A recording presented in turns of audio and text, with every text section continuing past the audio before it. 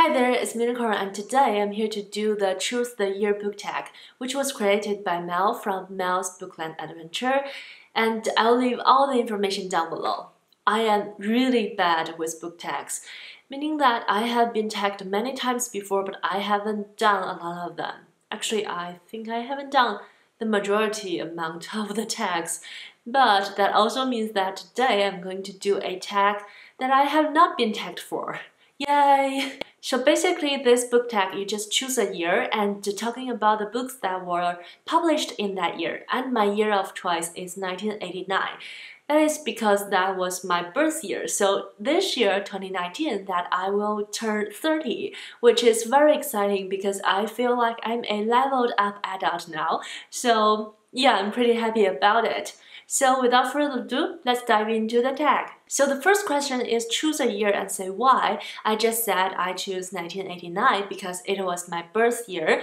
Although it may not be a very good year for a lot of other reasons, but it was the year that I was born, so it was good. The second question is which books were published in that year that you read or heard of? Well, there are so many books that were published in 1989, and there's a very handy feature on Goodreads where you can pick a year and it will tell you the top 200 books of that year. So I will use that to do this tag. I also wanted to do some research to figure out like what books were published in China in 1989 because apparently the ones on Goodreads are for mostly Western audience.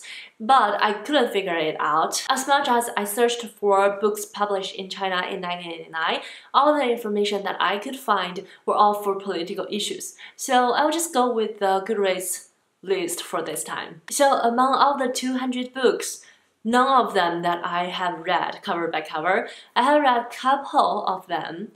Literally a couple, like just 2 books of them.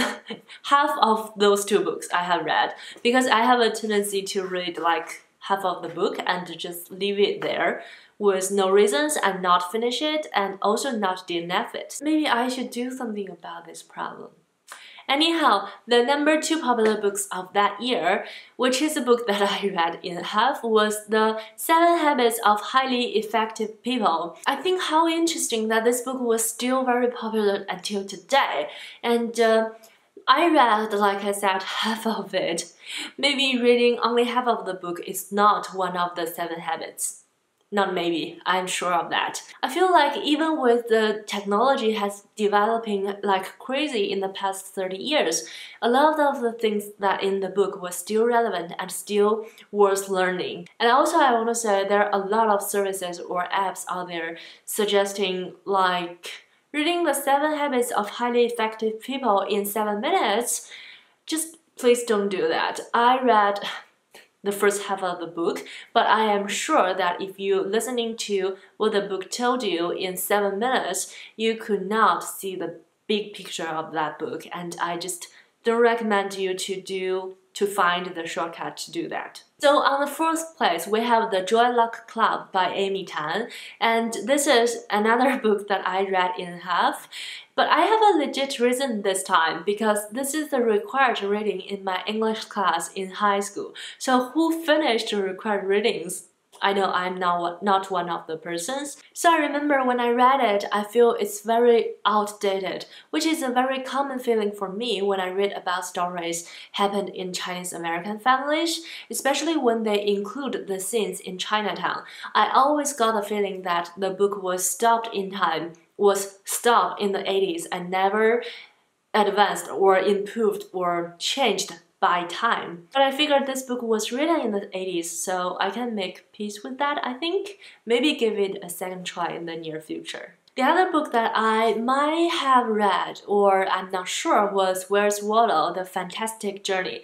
This is a picture book where you got a whole picture with 100 or even thousands of characters, and you need to find specifically some of them. So the son of my mother's best friend, he had like the whole set of these books when we were little. So when I went to his home and play, I just read through the books and find the characters, which I think is very interesting. And I remember that I was very envious of him at that time. So I may have read this one. Other books on the list that I have heard of are all the books that I haven't read. For example, The Remains of the Day by Kazuo Ishiguro, which is almost a modern classic now, I should say. And there are two books was written by Banana Yoshimoto that Goodreads said it was written in 1989, but I think maybe they were just first translated into English in 1989. And the two books are Kitchen and Goodbye to Gumi. I have heard about these books on Booktube for multiple times. And there's another book that I have heard on this list was The Ways to Cook by Julia Child. I really loved Julia Child, and I have read her biography, My Life in France, and I really love her personality, and I love her dedication to cooking and her dedication to educate people about cooking. So I have heard about this book. I actually have Julia Child's masterpiece, Mastering the Arts of French Cooking, I think, at home, and I always wanted to make something out of that book. And the third question is, are there any book was published in that year and sounds interesting that you wanted to read them now? And the answer is, of course, I wanted to read all the books that I mentioned before, and also a couple of other books. For example, there's a book called Gender Trouble, Feminism and Subversion of Identity by Judith Butler, which discusses the issues in gender and queer theory, which sounds like my cup of tea. And also, there's a book that I was interested at first. It's called I Hate You, Don't Hurt Me, Understanding the Borderline Personality. But after I did some research, I decided to not read that book, like ever. Because based on my research, the book was A, evilized the mental illness and used extremely stigmatizing languages. And B, the book said like women are more tend to get borderline personality because of ridiculous reasons. So I decided to kick this book out of my TBR pile. Next, I have a set of books that I really want to read, which may be published like before 1989 and put together as a set in that year. And they are the Vampire Chronicles by Anne Rice. I'm not a fantasy reader. I don't really tend to read a lot of vampire stories, but I have read Dracula, half of it, and I really enjoy it. And the interesting thing was I marked this set of books as to read right before I did research for this tag, so it's interesting how it shows up in the list of the top 200 books in 1989. And the next question is the most obscure sounding book. I don't really have an answer because I don't know a lot of the books on that list. However, I'm sure that I won't read the I Hate You, Don't Leave Me. And the last question is the strangest book cover.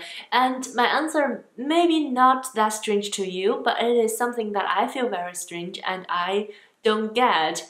And it is more of a trend rather than a single book cover, because I noticed that there are a lot of self-help and self-development books on that list, and a lot of them have the author's photo on the cover. It just reminds me a lot of the billboard advertisement you got to see a lot in the US, with some kind of professional services with a information on like the huge size of an information, and the person who provides the service dressing up very successfully and very professionally and look at you with this smell of success.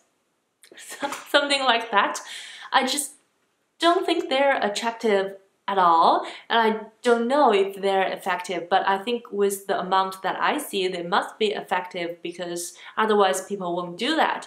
And with the book cover thing, it's just the same that I don't get. I feel it's very, very strange that to having the authors successfully standing on the cover. And that's all the questions for this tag, and I think it's very fun and meaningful to pick a year that you like or have some personal connection to you and to see what books were published in that year. So I hope you enjoyed this video and also consider yourself tagged, and I will look forward to see more of this tags video, although I think I'm already late for this tag.